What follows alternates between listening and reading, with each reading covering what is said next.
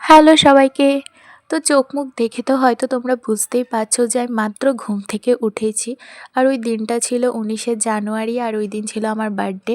তো বার্থডের দিন আমি পুরোটা দিন মিলিয়ে কোনো কাজই করিনি। শুধুমাত্র আমার একটাই কাজ ছিল, সেটা হচ্ছে কেক বানানো। তো আমি যেহেতু বাড়িতেই কেক বানাই, তো সেজন্য আমার উপরেই দায়িত্ব ছিল আমারই বার্থডের কেক বানানোর।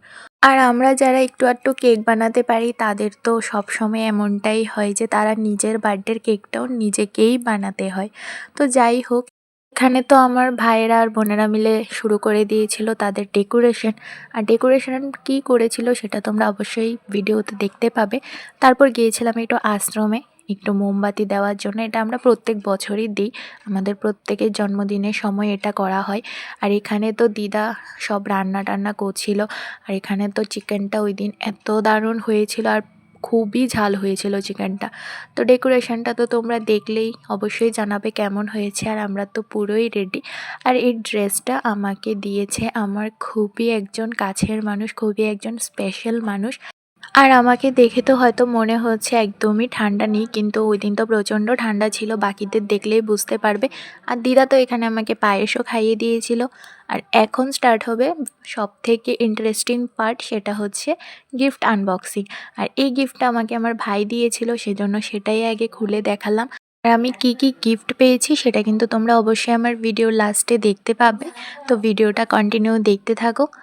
আর এই গিফটটা ভাই অনেক দিন আগেই নিয়ে চলে এসেছিল, কিন্তু আমাকে কিছুই জানায়নি, আর আমি এক ফোঁটাও বুঝতেও পারিনি। তো যখন দিয়েছে তখন বুঝলাম যে পুরোটা প্যাকেটিং ও নিজেই করেছে, একদম বাড়িতেই করা হয়েছে প্যাকেটিংটা। ও কিন্তু দোকান থেকেও করে আনেনি, মানে পুরো নিজের হাতে করে আমাকে গিফটটা দিয়েছে। আর এই গিফটটা ছিল একটা কানের দুল, যেটা আমার সত্যি অনেক অনেক অনেক পছন্দ হয়েছে। তোমাদেরও আশা করছি অনেক পছন্দ হবে। তারপর সব গিফট আনবক্সিং করার পর এবার শুরু হবে সবথেকে ইম্পর্ট্যান্ট পার্ট, সেটা হচ্ছে আমি আমার বার্থডেতে এবার কত টাকা পেয়েছি। তো তোমরা গেস করো তো যে আমি আমার বার্থডেতে কত টাকা পেতে পারি। হয়তোবা ভিডিওতে একটু ফাস্ট দেখানো হয়েছে, তবুও একটু পজ করে করে দেখো, আশা করছি বুঝে যাবে। তো যদি তোমরা গেস করতে পারো অবশ্যই কিন্তু আমাকে কমেন্ট সেকশনে কমেন্ট করে জানাবে। আমি তো এখানে কিছুই বলবো না, পরে আমি দেখব তোমাদের কমেন্টগুলো, আর যার কমেন্টটা ঠিক হবে আমি তার কমেন্টে কিন্তু অবশ্যই লাইক করব। তারপর তো বসে পড়েছিলাম আমরা সবাই মিলে খেতে। আর আমাদের আজকে মেনুতে ছিল ডাল আর চিকেন আর সাথে পোলাও। তো এই হচ্ছে আমার সব গিফটগুলো, আর সাথে টাকাগুলোও ছিল। তো আজকের ভিডিওটা তোমাদের কাছে কেমন লেগেছে অবশ্যই কিন্তু আমাকে কমেন্টে জানিও।